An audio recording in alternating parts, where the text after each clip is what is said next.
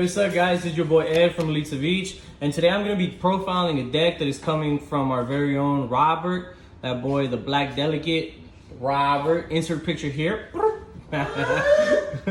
And he came up with a pure Unchained deck profile. I'm actually really excited to get through this deck profile for you guys, so let's go ahead and talk about it. And then throughout the deck, I'm actually going to be talking about other ideas with Unchained that I've been wanting to do myself. So let's go ahead and get into it. All right, guys, so before we continue with the deck profile, I do want to go ahead and give a shout out to Shaquile Martinez, because he has some of the freshest freaking tokens that I've seen in like all of YuGiOh. This is a field center that was also made by him. I think this is the coolest thing ever. Yeah, so he has clean work. He makes amazing product. So don't forget to hit him up, guys. I will be posting his link down in the description below. And you guys can find him on Facebook. This is his Facebook right here. Boop. Oh yeah, let's get into the deck profile. All right, guys, so getting into with the monsters first.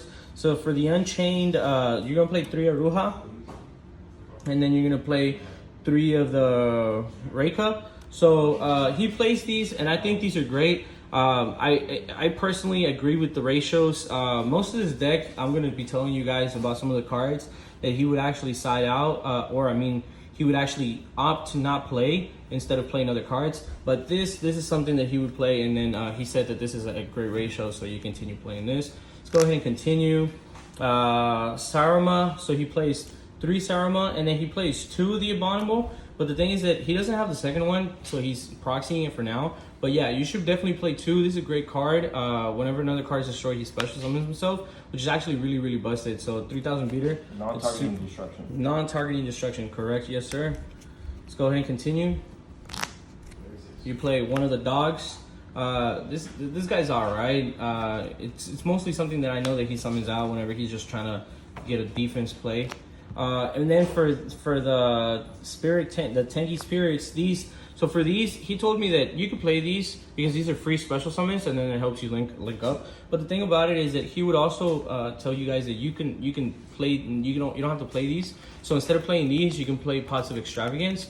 So he says that either or, however you want to take it, because let's be completely honest, I know that Extrav is a relatively cheap card, but to some people, $20 a card is actually still kind of pricey. So Extrav, yeah, it is a little cheaper than before, but it is still a $20 card. So getting 3 of those might just be a little bit harder for some people. You're playing 3 Ash and you're playing 2 Nibiru. By doing this, you're making sure that whenever you play against combo heavy decks, they don't really 100% destroy you.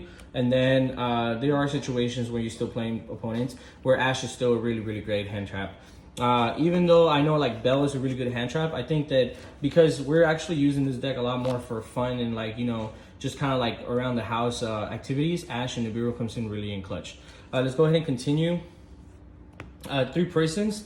So this is actually great. I think that this card is it's one of the best cards that you can actually play because it's just a free searcher. But then after that, you also play in the one, the continuous card. And these are the ratios of this. I've seen a lot of people play 2 of these, and personally, I don't understand why. I think that 1 of is actually just where it needs to be. Let's go ahead and continue. 3 Dark Ruler no more, because like I said, this is a fun match. This is a fun deck, and then what's more fun than, you know, just being able to Dark Ruler your opponent, being able to link up, and then also taking their monsters away, and then just, you know, for free, right? It's actually pretty stupid, and then just pop, free match. Reborn and Upstart. This is a 40 card deck, I believe, so Upstart being the 40th card, it makes actually just 39, and it makes it super free. So there's no point in not being able to play Upstart here. We're gonna play 3 of these traps and 3 of these. I actually don't know which one of the 2 is better than the other one, but the one on your left target pops an Unchained and pops a card on your opponent's side, and the one on your right reborns. That's my favorite one, the right. So this one's your favorite one? Okay, so both of them, if they're destroyed, they special summon from deck. yeah, so I one of the things that I was really looking into a lot of these stuff is that they kind of remind me of like what kind of like True Draco's like, because like they have like multiple effects. So it's really crazy because you just reborn and you can pop, so it's really cool. So 3 and 3 correct ratios. That's just my personal opinion. Let's go ahead and continue. So for the last couple of cards, he plays 3 Imps and 2 Solemn Judgments. I think Solemn Judgment is super busted right now, and actually playing it in this deck to where you can have it at 2 and then not being able not having to see it so freaking much. It's actually the correct ratios. So you'll be able to Judgment when you need to Judgment, and you're gonna see it when you want to see it. So there's situations where you open up like multiple Judgments in one turns. I hate that. So therefore the reason to play 2 is more than enough. For the extra deck, you play one Dingirsu. So you use your 2 level 8s, and then you just put XYZ into them, and then you just have a free Sense of Grave, which is more than busted. Cerebius, Phoenix, and then 2 Unicorn. So this is also built to where you can actually just throw in the extras and you're chilling. So this is the reason why he plays some of these, because Cerebius and Phoenix basically being the same thing, so it wouldn't matter which one you do. And then Unicorn just being at 2, so it's like if you're playing 2 and 2, it doesn't matter. Let's go ahead and continue.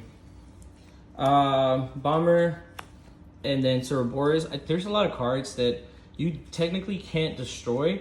So since you can't destroy those cards, you just want to banish them and get rid of them, which is better. Like Dragoon, you can't destroy Dragoon, and sometimes you might not be able to get over Dragoon, but you can definitely banish it and get rid of it. Calling it a day. 3 of Rage, and then 3 of Anguish.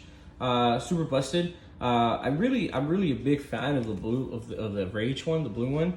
It has such an amazing artwork. I think that it's actually really busted, and it doesn't do, the one in the main deck doesn't really do that much justice, because this one's just so much prettier. Look at that, holy hell. And Anguish is not bad. Artwork is great. I'm not gonna lie. Same thing, but Rage does it on you do it on your opponent's main phase, whereas that one is during your turn, but you can target any monster. Whereas I believe Rage is physically targeted one in a extra deck. So Rage is only in your opponent's main phase, and then this one is only during your turn.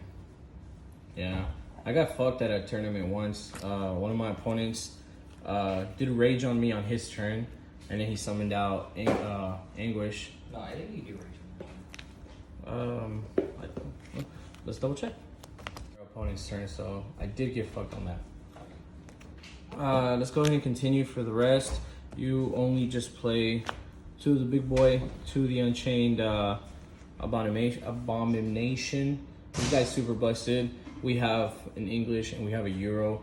YuGiOh's so much darker. You can barely even tell on the artwork what it looks like.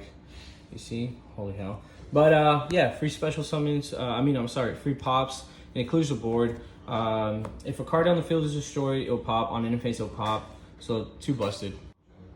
Alright guys, so don't forget, hit the boy Shaquille for the tokens. He has some of the craziest tokens, field centers, pins, sleeves. And huge shout out to my boy Robert Roberto. Robert Roberto's over there. The angry lesbian. Huge shout out to him for making this deck, and thank you for letting me profile it. Till the next one, guys.